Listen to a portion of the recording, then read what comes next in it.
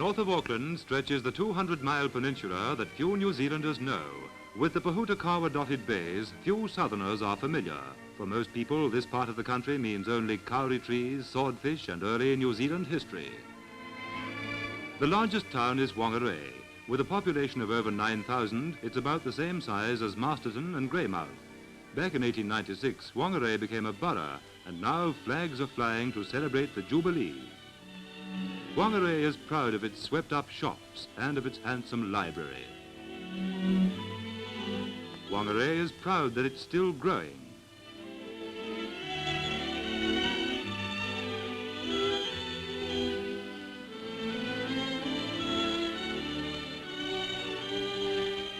The Jubilee celebrations include a ceremony at Mayor Park to honour the memory of Robert Mayor, donor of the park. Along with the other speakers, the Honourable W.E. Parry, Minister of Internal Affairs, paid a tribute to the generosity of Robert Mayor and the civic achievements of the Mayor family who came to Whangarei in 1843.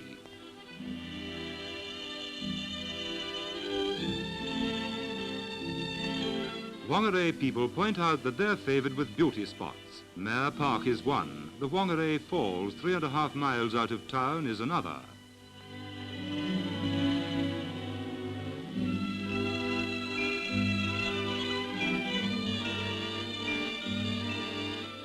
Highlight of the Jubilee celebrations is the Jubilee procession. Traditional floats and old vehicles represent the history and progress not only of the town but of all Northland.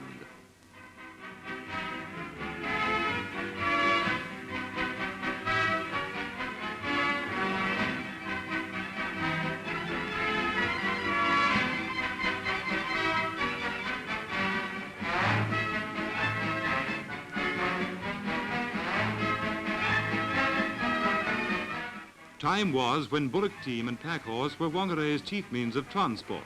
In some parts of the north, such as Hohora, horses are still indispensable. Hohora is a small township on the 90-mile beach and 90 miles north of Whangarei. Its claim to fame is that here is New Zealand's northernmost hotel.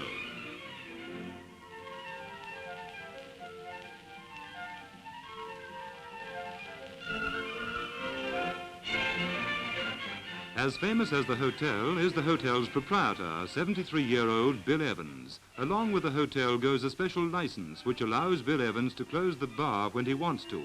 Yes, he's postmaster too.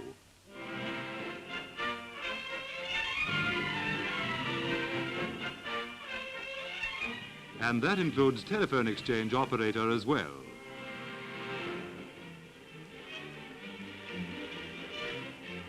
If you want a taxi in Hohora, you get Bill Evans. He also breeds horses, is the dance hall proprietor, the stockyard owner, the undertaker, and the local JP. In pioneering times, there were many men like him. Many of Bill Evans's customers are gum diggers, for gum digging is still carried on round Hohora. This industry has been partly mechanized, but the emphasis is still on digging. Here, gum-bearing soil is being washed. These men are now getting the kauri chips that were not worth taking when digging was in its heyday. Present value of these chips is only about £9 a ton, for synthetic resins have replaced kauri gum in high-grade varnish. Back in the 80s, kauri gum brought £200 a ton.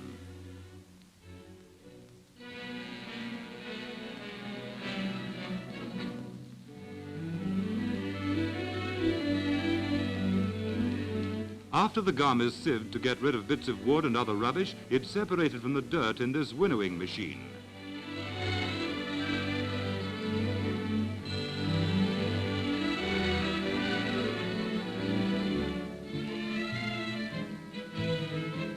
Unlike gold dredging, gum digging doesn't ruin the land for farming, and so dairy farming has long replaced digging as Northland's chief industry. Well-bred and well-trained cows now walk demurely into the bales. This is a far cry from the old Northland custom of roping a wild cow to a tree and smoking it into submission with a fire of green twigs.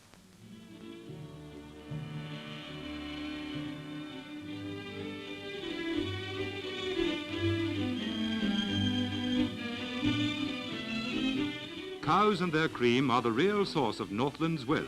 This dairy factory alone sold £144,000 worth of produce last season, and the North has become the country's second largest butter producing area.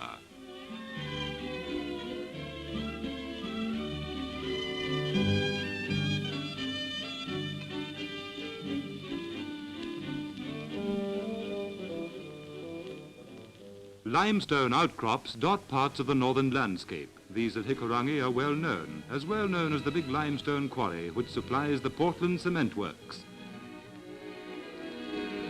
To handle 50,000 tons of limestone in a year takes a big shovel, and this monster can manage a truckload in one bite. As well as supplying lime, this locality also supplies coal for its cement works. Here, trucks are coming to the surface at Hikurangi. The close proximity of lime and coal is the ideal setup for the cement industry, as cement making requires a lot of power. It takes a lot of power to mix the cement ingredients with this giant mixer. These works, 7 miles from Whangarei, are New Zealand's largest, but even they can't keep up with the present abnormal demands for houses and essential public works.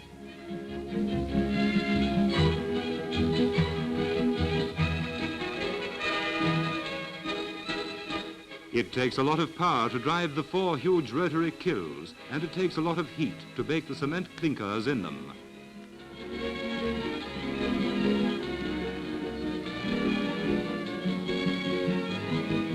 All work and no play would make the Northlanders dull people, so on Sundays, members of the Whangarei Deep-Sea Fishing Club put to sea.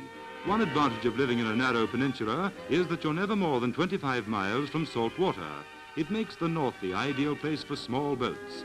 This is, of course, strictly a fishing trip. Manaia Point is the last landmark when leaving Whangarei Harbour. Here comes the dip of the open sea. Ahead lie the Hen and Chicken Islands.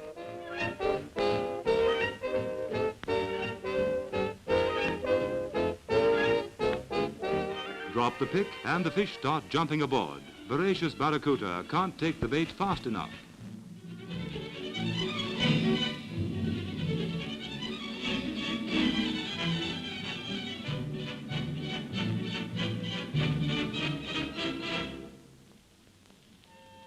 It's remarkable what one shark can do to 2 lines.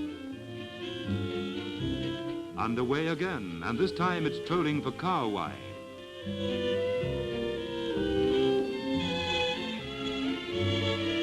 Back past Manaia Point, and with a freshening wind, the harbour is now the more inviting.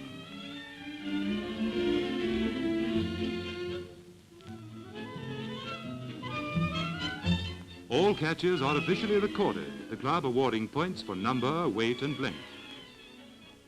And the sun sets on the Northland beaches. Along with its farms, its industry and its kauri trees, this part has beauty. 66,000 New Zealanders proudly call it home.